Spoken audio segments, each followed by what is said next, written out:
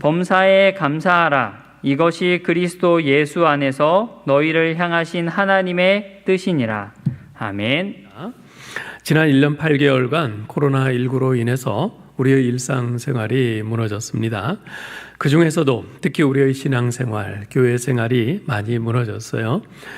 사실 우리 그리스도인에게 있어서는 신앙생활, 교회생활이 바로 우리 삶의 중심 아니겠습니까?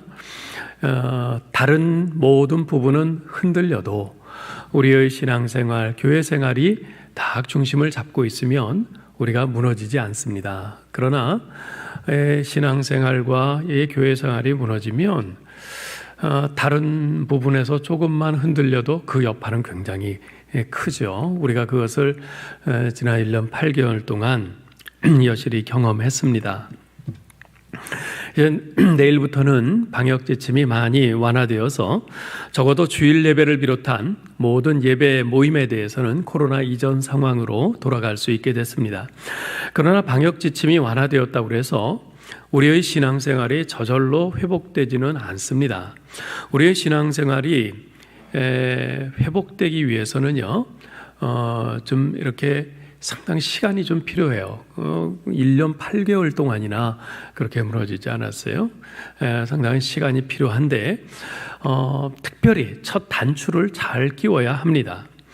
그동안 코로나 상황에 짓눌려 어쩔 수 없이 주저앉았던 우리의 신앙생활이 때로는 코로나 상황을 핑계대며 게으름에 널브러졌던 우리의 신앙생활이 다시 일어서기 위해서는 무엇보다도 우리의 시선과 마음을 우리 하나님께 향하는 것이 가장 중요하다고 생각합니다. 그래서 이 문제를 놓고 지난 10월 초부터 기도하는 가운데 성령님께서 제게 우리의 시선과 마음을 하나님께 향하도록 하는 그 첫 단추로 감사를 생각나게 하셨습니다. 저는 두 가지 이유 때문에 성령님께서 그렇게 인도하셨다고 생각합니다. 첫째는 11월에는 추수감사주일이 들어있는 감사의 달이기 때문이요. 둘째는 사실 이것이 더 중요한 이유인데요. 지난 1년 8개월 동안 코로나19에 짓눌렸던 그 트라우마를 극복하기 위해서는 하나님께서 코로나19를 비롯한 이 세상과 우리의 모든 것을 당신의 선한 뜻 가운데서 통제하시고 다스리고 계시다는 이 사실을 우리가 믿음의 눈으로 바라보고 인정할 수 있어야 되는데 그렇게 하는 것이 바로 감사이기 때문에 그런 것이죠. 그 사실을 인정할 때 감사할 수 있는 것이고 그 사실을 인정하지 않으면 왜 우리에게 이런 코로나를 주셔서 이렇게 힘들게 하시나 불평밖에 할 수가 없는 거죠. 그래서 내일부터 21일간 본격적으로 이 감사축제를 시작하게 되었는데요.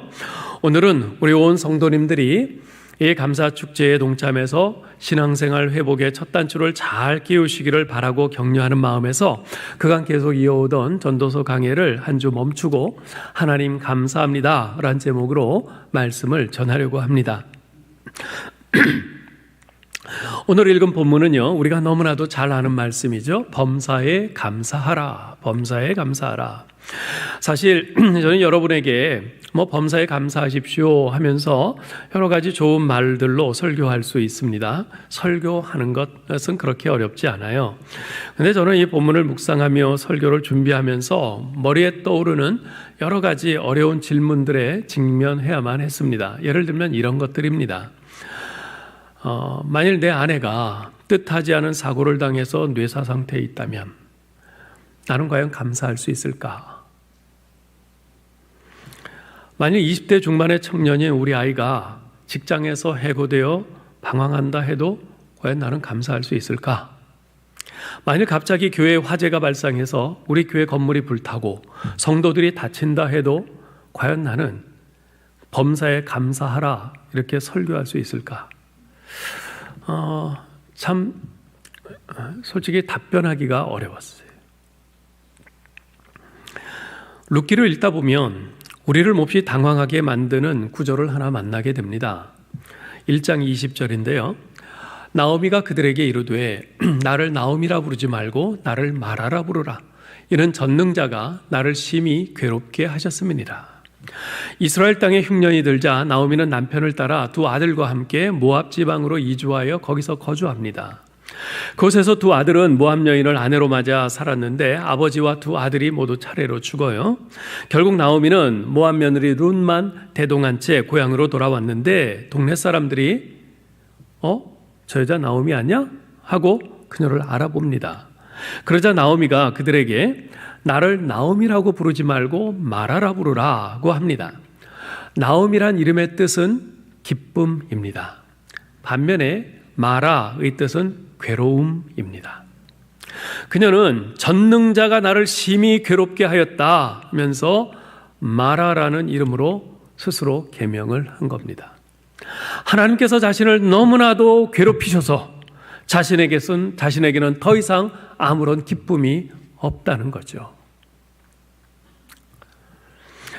다드림 교회를 개척하고 목회하는 김병년 목사님이란 분이 있습니다. 그분의 사모님은 지난 2005년 셋째 아이를 출산하고 나서 뇌경색으로 쓰러졌는데 4년 후에 이번에는 그 사모님이 다리에 중화상을 입어서 다리 한쪽을 절단해야 됐어요.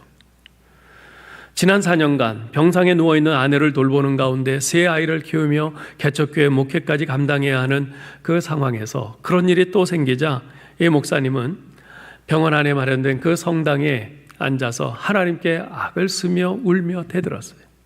하나님, 나 좀 그만 때리세요. 내가 뭘 그렇게 잘못했다고 나한테 이러세요. 나 하나님이 하라시는 대로 다 했잖아요.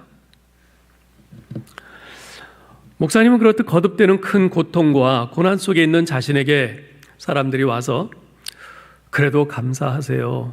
두 팔과 두 다리가 없는 닉 부이치치 같은 사람도 하나님께서 당신의 영광을 위해 크게 쓰시잖아요. 하나님께서 목사님의 사모님도 그렇게 쓰실 거예요. 이렇게 말하는 그 사람들이 말이 위로가 아니라 고난 중에 있는 사람에게 가하는 영적인 폭력처럼 느껴졌다고 합니다. 저는 나오미나 김병년 목사님의 항변이 어느 정도 이해가 됩니다. 우리 교우들 가정을 신방하거나 상담하노라면 나오미나 김병년 목사님의 상황과 정도의 차이는 있지만 정말 얼마나 괴로울까, 얼마나 힘드실까, 지금까지 어떻게 견디셨을까 하는 생각이 절로 드는 그런 교우들이 적지 않음을 보게 됩니다. 그런 상황에 있는 분들에게 그럼에도 불구하고 감사하세요 라고 말할 자신이 솔직히 제게는 없습니다. 다만 현재 우리에게 닥친 일들의 의미를 지금 당장은 알 수 없습니다. 그것은 훗날 드러나고 알게 될 겁니다. 다만 하나님의 선하심과 우리를 향한 하나님의 사랑, 그리고 이 모든 것을 합력하여 선을 이루게 하시겠다는 약속의 말씀을 믿고 견디며 기다리십시다. 이렇게 그들의 믿음을 독려할 뿐이죠. 사도 바울은 오늘 본문에서 범사에 감사하라, 이것이 그리스도 예수 안에서 너희를 향하신 하나님의 뜻이니라 라고 명령합니다. 여기서 범사에 라는 말은 in everything, 모든 일에서, 또는 in all circumstances, 모든 상황에서 라는 뜻입니다. 어떤 상황에서든지 무슨 일이 일어나든지 하나님께 감사하라는 겁니다. 그것이 바로 나를 향한 하나님의 뜻이라는 겁니다. 여러분, 이 말씀을 들을 때 어떤 느낌이 드세요? 에이, 말도 안 돼. 일도 많고 탈도 많고 사건 사고도 많은 이 세상에 살아가면서 어떻게 그럴 수 있어? 하며 손사래를 치고 황당한 말이라고 고개를 절레절레 흔들지 않습니까? 실제로 그런 분들이 참 많습니다. 이 본문을 가지고 함께 성경 공부를 하다 보면요, 일반 성도이든지 중직자이든지 한결같이 하는 이야기들이 있어요. 참 좋은 말씀이기는 한데 신앙의 경지가 사도 바울 정도까지 도달한 사람이라면 모를까? 어떻게 모든 상황에서 감사할 수 있겠습니까? 그건 불가능합니다. 그저 좀 더 감사하는 삶을 살기 위해 노력하라는 그런 의미겠지요 라고들 말씀들을 합니다. 충분히 이해가 되지요. 네, 저는 그런 말을 들을 때마다 말씀을 전하는 목사로서 어떤 딜레마에 봉착하곤 합니다. 물론 저 자신도 범사에 감사하지는 못하고 있어요. 불평도 많이 하고 화도 잘 냅니다.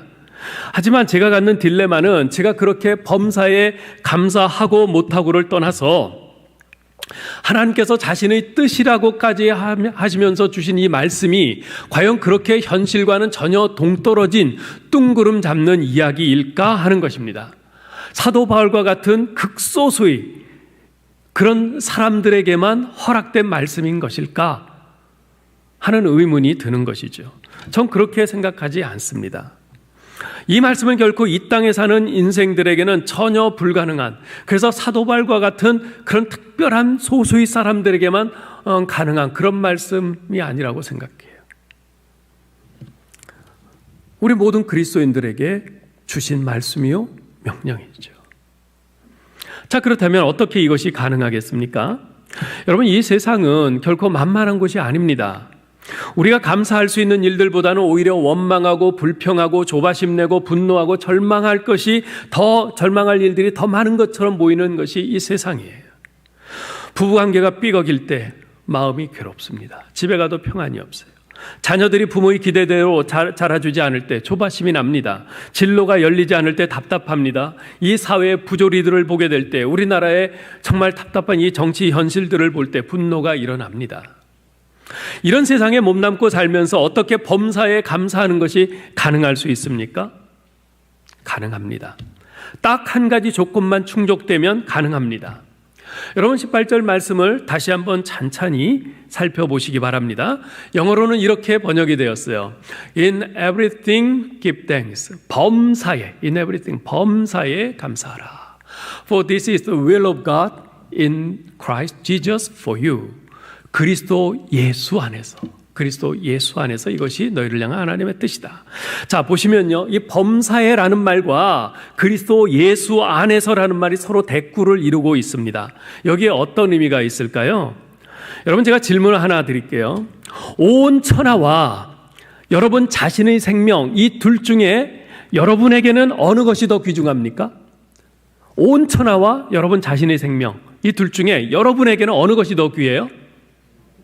내 생명이 더 귀하죠. 그죠? 내 생명이 더 귀해요. 왜냐하면 온 천하를 다 준다 해도 자신의 생명을 그것과 바꿀 사람은 없기 때문에 그렇습니다. 내 생명이 가장 귀한 것이에요. 내가 살아있고서야 비로소 다른 모든 것이 내게 의미가 있는 것 아니겠어요? 아무리 값나가는 것이라 할지라도, 아무리 귀한 것이라 할지라도 내가 살아있지 않으면 그것들은 전혀 나와는 관계도 없고 내게 아무런 의미도 갖지 못합니다. 모든 것이 의미가 있으려면 내가 살아 있어야 합니다. 내 생명이 보존되어 있어야 돼요. 자, 그런데 내게 생명을 주시는 분이 누굽니까? 우리 주님이시죠. 내 육신의 생명을 주님께서 주셨어요. 그리고 나를 죄 가운데서 구원하시고 나에게 영원한 생명을 주신 분도 바로 주님이세요. 요한복음 10장 10절에서는 이렇게 말씀합니다. 같이 읽어볼까요? 내가 온 것은 양으로 생명을 얻게 하고 더 풍성히 얻게 하려는 것이라. 또한 요한일서 5장 12절에서도 말씀합니다. 읽어보죠.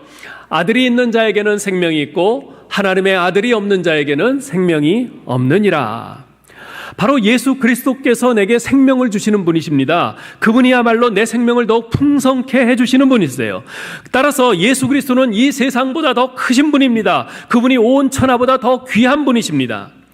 그리스도 예수 안에서라는 말은 내 생명을 구원해 주신 예수 그리스도의 은혜를 의식하며 산다는 말입니다.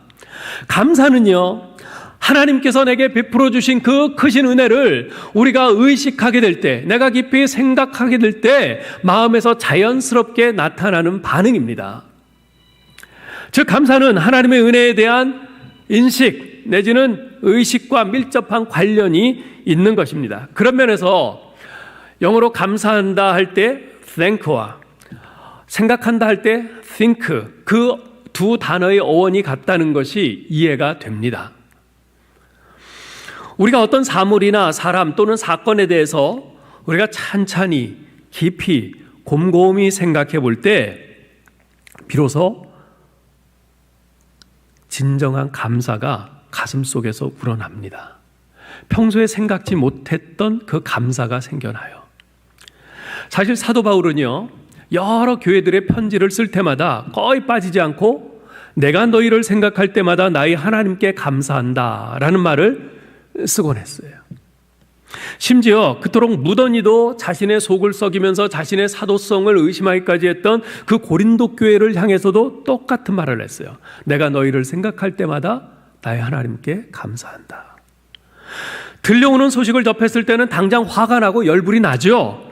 그런데 가만 생각해 보니, 화를 가라앉히고 천천히 생각해 보니 감사할 일들이 많더라는 것이에요. 그런 것이 하나하나 생각나는 거예요. 그렇습니다. 여러분, 감사는 생각에서 나옵니다. 하나님이 어떤 분이신지, 내가 어떤 존재인지, 그분이 이런 나를 어떻게 대우하시고 계신지, 이런 것들을 우리가 곰곰이 차근차근 깊이 생각해 본다면 감사하지 않을 수가 없습니다. 로마서 1장 21절에 보면요, 하나님께 감사치 않는 것이야말로 불신앙의 전형이라고 말씀하고 있습니다. 왜 그렇습니까? 여러분, 로마서 1장 19절 이하에서는 그 불신앙적인 그 사람들이 보이는 그 행태에 대해서 쭉 길게 나열을 하고 있는데, 그 중에 하나가 감사치 않는 것이에요. 하나님께 감사치 않는 것은 불신앙의 전형적인 모습이다. 하나님께 감사치 않는다는 것은 곧 하나님께서 내 삶에 베풀어 주신 그 은혜에 대해서 생각하지 않고 살아가고 있다는 것을 의미하기 때문에 그래요. 가만 찬찬히 생각해 보면, 야, 하나님이 내게 이런 은혜를 베풀어 주셨구나. 내가 오늘 이 자리까지 살아온 것은 바로 하나님이 베풀어 주신 이런 은혜 때문이구나. 그것을 발견하게 되고 알게 되는데, 생각을 하지 않으니까 그냥 불평거리만 보이는 거예요. 그냥 나는 불행하다는 생각밖에 안 드는 거예요. 그러면서 하나님을 원망하는 거죠. 그렇습니다. 사랑하는 성도 여러분, 내 생명을 구원해 주신 예수 그리스도의 그 은혜를 의식하며 깊이 생각하며 살 때 우리는 비로소 하나님께 감사할 수 있어요. 만일 여러분이 100억 원짜리 로또에 당첨되어서 은행에서 그 돈을 찾아가지고 오는데 너무 기분이 좋아서 과속으로 달렸어요. 그러다가 교통경찰에 잡혀서 10만 원짜리 티켓을 받게 되었다고 한번 생각을 해보세요. 제기랄 10만 원 날렸네. 그러면서 그것 때문에 하루 종일 인상 구기면서 지내겠습니까? 그렇지 않죠. 저라면 그러겠어요. 경찰 양반 수고 많으십니다. 내가 또 딴 거 위반한 거 없어? 티켓 많이 떼어요. 그럴 것 같아요. 지금 100억 원이 생겼는데, 그죠? 그까지 몇십만 원 문제겠어요? 예. 마찬가지입니다. 이 세상의 모든 것보다 더 고귀한 내 생명을 살리시기 위해 내 죄를 대신 지고 죽으신 예수 그리스도의 그 십자가의 은혜를 내가 깊이 생각하고 늘 기억하고 의식하면서 산다면 우리는 어떤 상황에서도 하나님께 감사할 수 있을 겁니다. 그렇게 내게 베풀어 주신 그 주님의 은혜에 대한 그 생각이 내 마음을 딱 채우고 자리하고 있으면, 지키고 있으면 어떤 불만족스럽고 불평스럽고 원망스러운 그런 일들이, 그런 생각들이 내게 들어왔다가 튕겨나갑니다. 튕겨나가요. 그래서 우리가 범사에 감사할 수 있는 중요한 비결은 바로 하나님의 은혜를 생각하면서 그 은혜를 내 마음속에 단단하게 갑옷처럼 무장하는 것입니다. 예. 사실 가만 생각해 보면 우리는 예수님의 십자가의 은혜를 잊고 살 때가 너무나 많아요. 그래서 늘 상황적인 감사, 조건적인 감사를 넘어서지 못하고 있는 것이죠. 지금 나는 예수님의 그 은혜 때문에 나는 덤으로 살고 있는 것이다. 바로 이 의식을 늘 견고히 붙들고 철갑처럼 두르고 무장하는 것, 이것이 범사에 감사할 수 있는 비결인 것입니다. 제가 어제 인터넷에서 범사에 감사하라, 왜? 라는 제목의 기사를 보았어요. 그것은 범사에 감사하라는 이 데살로니가전서 5장 18절 말씀이 실제로 우리 인간에게 어떤 효과가 있는지 그 말씀 속에 숨어있는 과학적 논리를 미국 심리학자들이 연구해 발표했다고 하는 내용의 기사였어요. 이 범사에 감사하라 하는 말씀은 교회에서 너무나도 많이 듣는 말씀이잖아요. 그렇죠? 근데 교회에서는 주로 어떤 측면에서 이야기합니까? 신앙적인 측면에서 이야기해요, 항상. 그죠? 저 같은 목사들은 늘 신앙적인 측면에서 이야기하잖아요. 그런데 이것을 과학자들이, 심리학자들이 모여서 과연 그 말씀이 진짜 과학적으로도 효과가 있나, 그것을 한번 검증을 해보기로 한 거예요. 자, 그 기사의 내용은 이래요. 만일 지금 여러분이 처지에 대해서 화가 나고 다 때려치우고 싶다면 잠시 멈추고 주변에 감사할 일 3가지를 꼽아보라고 그래요. 근데 그렇게 하는 순간 머리가 맑아지고 기분이 나아진다는 거예요. 그것을 과학적으로 어떻게 설명을 하냐면, 감사하면 뇌 좌측에 전두피질을 활성화해서 스트레스를 완화시켜주고 행복하게 해준다는 거예요. 의학적으로 그렇대요. 심리학자들은 이것을 이제 리셋 버튼, 재설정 버튼을 누르는 것과 같은 효과라고 설명을 합니다. 여러분 뭐 핸드폰 같은 게 갑자기 먹통이 돼서 안 될 때 어떻게 해요? 전원을 껐다가 다시 켜면 또 되잖아요. 컴퓨터도 그렇죠. 뭐 리셋 버튼 같은 거, 무슨 기계 같은 거에 리셋 버튼을 누르면 안 되던 것이 다시 되고 그러잖아요. 바로 그런 거예요. 이 감사가 그렇다는 거예요. 감사가 인간이 느끼는 가장 강력하고 효과적인 그런 감정이라는 거죠. 이 연구에 참여한 미국 마이애미대 심리학 교수인 마이클 맥클로우 교수는 이런 말을 합니다. 잠깐 멈춰서서 우리에게 주어진 감사함을 생각해 보는 순간 당신의 감정 시스템은 이미 두려움에서 탈출해 아주 좋은 상태로 이동하고 있는 것입니다. 마치 우리가 어떤 승리를 거두어서 그 승리에 도취된 감정을 느낄 때와 유사한 그런 아주 긍정적인 감정의 선순환을 만든다는 것이죠. 감사가. 그리고 감사가 가지는 힘은 자신이 다른 사람들과 연결되어 있다는 안정감을 준다고 그래요. 여러분, 우리에게 어떤 내가 원치 않는 그런 불행한 일이나 그런 아주 나쁜 일들이 생겼을 때, 그때 우리에게 드는 아주 우리를 정말 미치게 만드는 감정 중에 하나가 뭐냐면 고립감이에요. 고립감, 외로움. 다른 사람들은 다 행복해 보여요. 나만 불행해 보여요. 그리고 남들은 내가 지금 당하고 있는 이 불행, 나의 고난에 관심도 없는 것 같아요. 나만 홀로 외딴 섬에 홀로 떨어져 있는 것 같은 그런 고립감, 외로움을 느낀단 말이죠. 그런데 감사는 그런 고립감, 외로움을 극복하게 된대요. 감사를 할 땐 자신이 누군가와 다른 사람들과 연결되어 있다는 안정감을 갖는다는 거예요. 누가 지금 나를 위해서 기도하고 있다. 누가 지금 나를 생각하고 있어. 누가 나를 도울 사람이 있어. 다른 사람과 연결되어 있다는 생각을 하면서 비로소 그 고립감과 외로움에서 벗어나 안정감을 갖게 된다는 거죠. 근데 제가 이 기사를 읽는데 불현듯 예전에 들은 이야기 하나가 떠오르더라고요. 어떤 사람이 아침에 일어났는데 괜히 기분이 나쁘더라는 거예요. 갑자기 세상의 모든 것에 짜증이 나요. 출근하기도 싫고. 그래서 아침 뉴스를 보려고 TV를 켰더니 그 뉴스에 사실 뭐 안 좋은 소식들이 더 많잖아요. 뉴스를 보니까 사회가 다 썩은 것 같아요. 그냥 막 세상을 저주하는 마음이 갑자기 막 치밀어 올라요. 이 썩어 빠진 세상 그냥 다 망해버렸으면 좋겠다.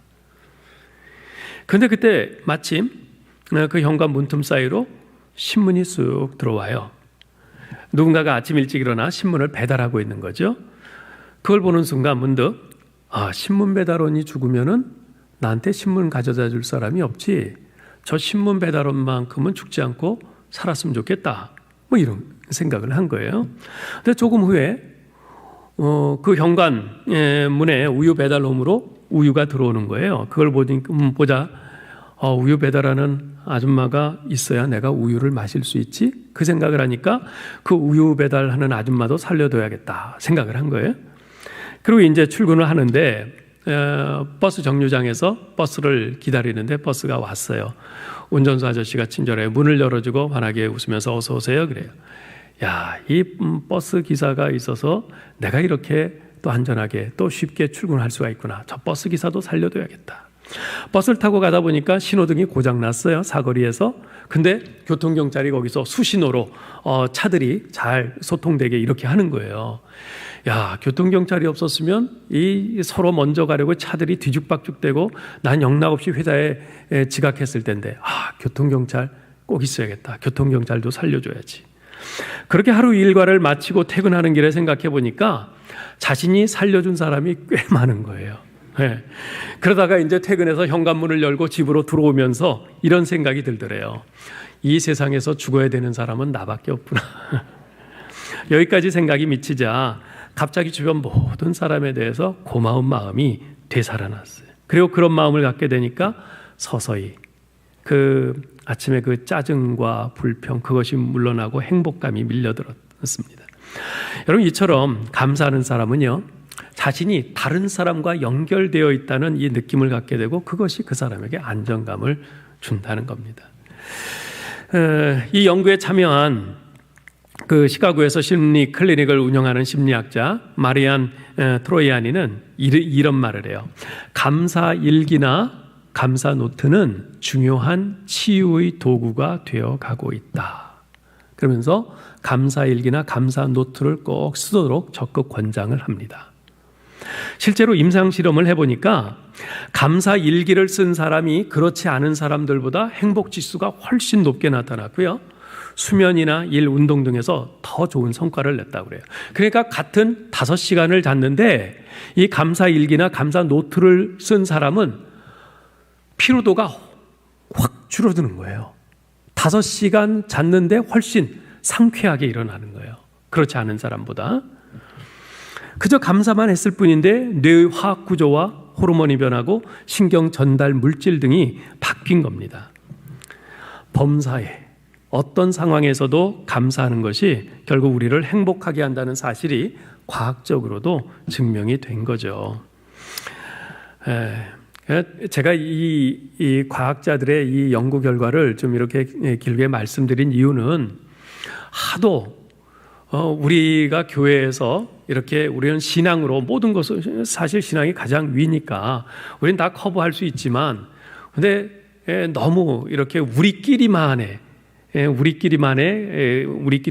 그런 리그, 그냥 우리끼리만 이것이 옳다 그리고 세상에서는 인정받지 못하는 뭐 그런 것처럼 생각하는 분들이 있어서 그렇지 않다. 하나님의 진리는, 하나님의 말씀은 교회 안에서뿐 아니라 교회 밖에서도 여전히 진리다. 그것을 좀 한번 말씀드리려고 좀 말씀드린 거예요. 자, 그러면 우리가 범사에 감사하는 자리까지 나아가기 위해서 구체적으로 어떻게 해야 될까요? 몇 가지 간단한 지침을 좀 말씀을 드리려고 합니다. 첫째, 삶의 한때만을 보지 말고 항상 통째로 삶의 전체적으로 보라는 것이에요. 여러분, 요셉이나 모세의 삶을 한번 보세요. 그들의 삶을 초기에는 유년기 행복했어요.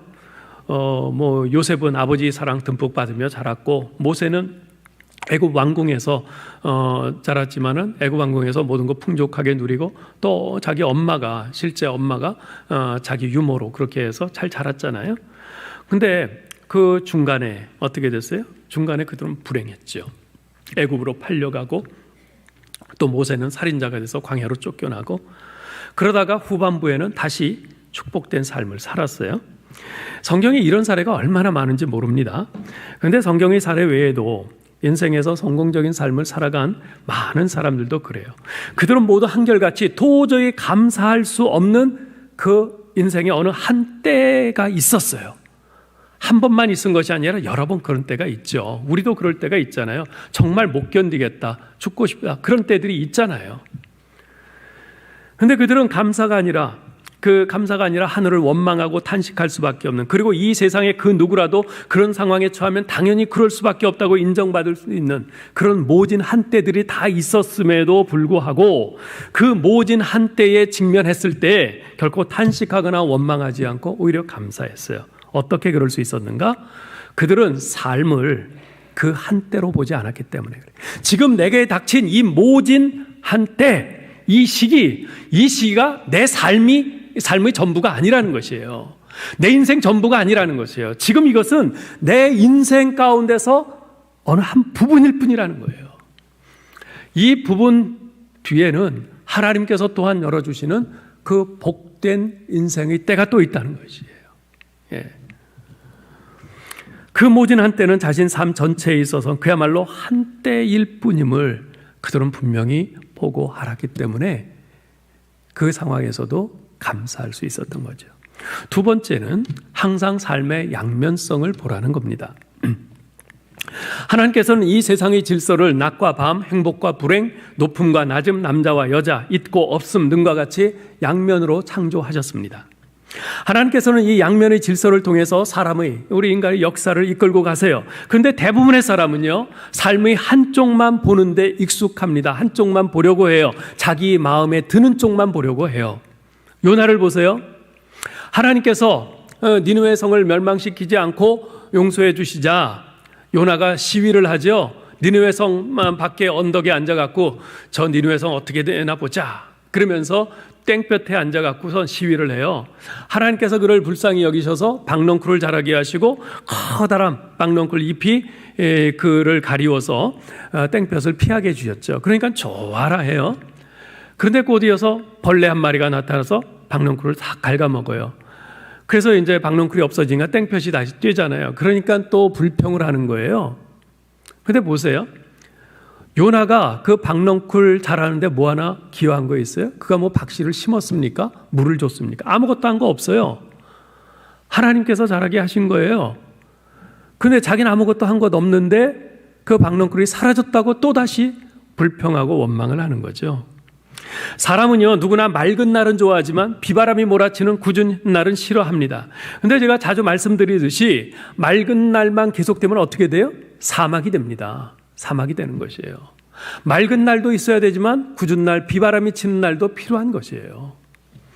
범사에 감사하라고 하는 것은 하나님께서 창조하신 이 삶의 양면성 모두를 인정하고 통전적으로 다 받아들이라는 겁니다. 욥이 그랬지 않습니까? 욥기 1장 21절에 보면 그가 가진 모든 것을 다 이룬 후에 뭐라고 그래요? 주신 자도 여호와시오 취하신 자도 여호와시오니 여호와의 이름이 찬송을 받으실지니이다.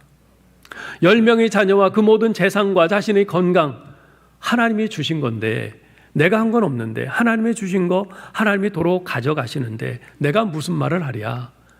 그저 하나님을 찬송하는 것밖에는 내가 할 게 없다. 이거죠.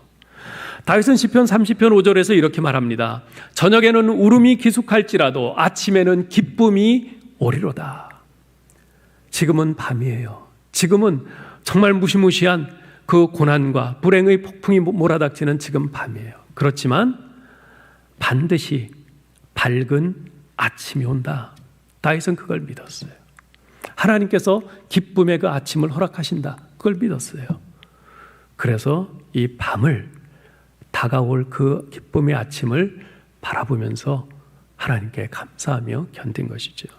이렇게 삶의 양면성을 우리가 긍정적으로 인정할 때 우리에게 주어지는 행복과 불행 모두에 감사할 수 있게 되는 것이죠. 세 번째는요, 가지고 싶은 것이 아니라 가지고 있는 것에 만족하라는 것입니다.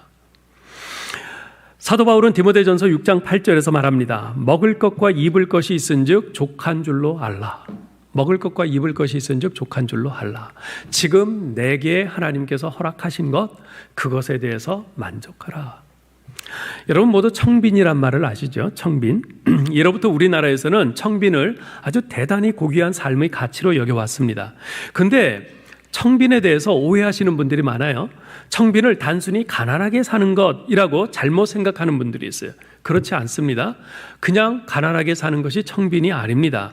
청빈이란 단순한 가난이 아니라 스스로의 사상, 신념, 의지에 의하여 적극적으로 만들어진 간소한 삶의 형태, 이것이 청빈입니다.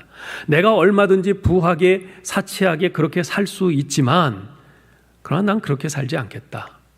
난 그렇게 살지 않겠다. 내가 사치하고 그렇게 살기보다는 오히려 다른 사람들을 돕고 섬기면서 나는 간소한 삶의 형태를 취해서 살겠다. 이게 청빈인 것이에요. 이게 청빈인 것이에요. 사도 바울이야말로 진정한 의미에서의 청빈의 삶을 살았던 사람이죠.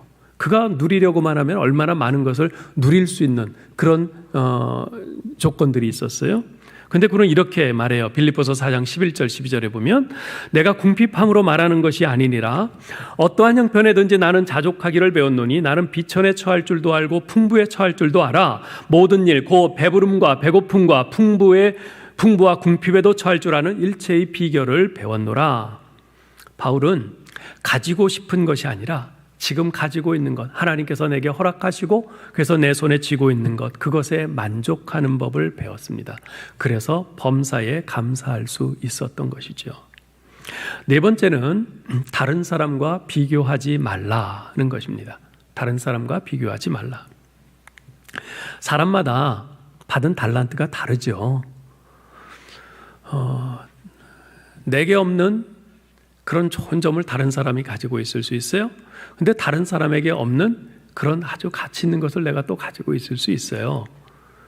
우리 하나님은 공평하세요. 보면 공평해요. 근데 우리는 서로 비교해요. 비교하면서 나에게 없는 것, 그것만 자꾸 생각하면서 원망하죠. 불평해요. 그러지 말라는 거예요. 나 아니면 그 누구도 할 수 없는 나만의 노래를 부르면서 사는 삶의 태도, 이것이 중요하다는 것이에요. 예? 나의 가치, 그것을 생각하고 그것을 감사하라는 것이. 호박꽃은 호박꽃대로 좋고요, 장미꽃은 장미꽃대로 좋은 법입니다. 제가 이렇게 보면 젊었을 때 전 장미꽃을 좋아했어요. 그래서 제 아내에게 꽃을 선물할 때도 늘 장미를 선물을 했어요. 그런데 이렇게 제가 점점 나이를 들고 보니까 호박꽃이 좋아요. 좀 은은한 노란빛 참 좋잖아요. 그죠? 진짜 호박꽃이 좋아요. 나중에 호박꽃 지면 거기서 또 호박도 열리잖아요. 네? 물론 제 아내 얘기는 아닙니다. 네. 내 자신을 다른 사람과 비교하는 한 우리는 절대로 범사에 감사할 수 없어요. 아니, 범사에 불평과 원망만 하게 될 것입니다. 마지막 다섯 번째, 아까 처음에 말씀드린 우리 인생에 불어닥치는 이 모진 한때, 이 모진 한때도 하나님께서 반드시 합력하여 결국 나를 위한 최선을 이루게 하실 것이다, 이것을 믿으라는 겁니다. 여러분, 율곡의 어머니 신사임당의 일화에 이런 것이 있어요. 한 번은 신사임당이 아는 사람의 혼인잔치에 갔는데 어떤 가난한 아낙네가 그 잔치에 참여를 했어요. 참석을 했어요. 그런데 가난하니까 남의 비단 치마를 입고 혼인잔치에 온 거예요. 근데 음식물이 떨어지는 바람에 그 빌려 입고 온 비단 치마에 얼룩이 져버렸어요. 이 가난한 아낙네가 얼굴이 사색이 됐죠. 빌려 입고 온 건데 자기가 그걸 갚아줄 능력도 없고. 그것을 본 신사임당이 그 아낙네에게 그 치마를 좀 잠시 자기에게 달라 그랬어요. 그 치마를 받아든 신사임당이 그 치마의 얼룩진 부분에 그림붓을 가져다가 그리기 시작했어요. 신사임당은 그림을 굉장히 잘 그리는 대가잖아요. 붓이 움직일 때마다 그 주변에서 구경하고 있던 사람들 입에서 탄성이 터져 나왔어요. 그 치마 위에 아름다운 포도가 주렁주렁 열리기 시작한 겁니다. 신사임당은 그 자리에서 그 얼룩진 그 비단 치마폭에 포도 줄기와 포도 송이들을 그려 주었어요. 그래서 그 치마를 시장에 내다 팔았어요. 그래서 새로운 치마를, 새 비단 치마를 마련해서 주었죠. 저는 우리 인생이 바로 하나님 앞에 있는 그런 치마폭이요 종이라고 생각합니다. 우리 인생이 이런저런 실수와 실패와 잘못, 죄들로 인해서 얼룩지잖아요. 잉크로 얼룩이 져요. 그런데 그것을 하나님께서는 아주 멋진 그림으로 그려내실 것입니다. 로마서 8장 28절의 말씀이 바로 그것을 말하고 있죠. 읽어볼까요? 하나님을 사랑하는 자, 곧 그 뜻대로 부르심을 입은 자들에게는 모든 것이 합력하여 선을 이루느니라. 예. 우리가 이 말씀을 생각할 때 지금 우리 인생에 얼룩진 그 잉크 자국에 대해서 오히려 감사할 수 있는 줄 믿습니다. 왜냐하면 그 잉크 자국은 대화가이신 우리 하나님께서 우리 인생을 가장 최선으로 아름답게 수놓으시기 위해서 무언가를 생각하고 그림을 그리기 시작하셨다는 것을 의미하기 때문에 그렇습니다. 이제 말씀을 맺겠어요. 유대인의 지혜라고 일컬어지는 탈무드에 보면 이런 말이 있습니다. 이 세상에서 제일 지혜로운 사람은 누구인가? 어떤 경우에 처해도 배움의 자세를 갖는 사람이다. 이 세상에서 제일 강한 사람은 누구인가? 자신과의 싸움에서 이기는 사람이다. 그러면 이 세상에서 제일 행복한 사람은 누구인가? 지금 이 모습 이대로를 감사하면서 사는 사람이다. 그렇습니다. 감사한 만큼 인생은 행복해집니다. 우리 한번 큰 소리로 옆 사람에게 한번 인사해 볼까요? 감사한 만큼 행복해집니다. 옆을 보시면서 좀 해주세요. 감사한 만큼 행복해집니다. 한 번 더요. 감사한 만큼 행복해집니다.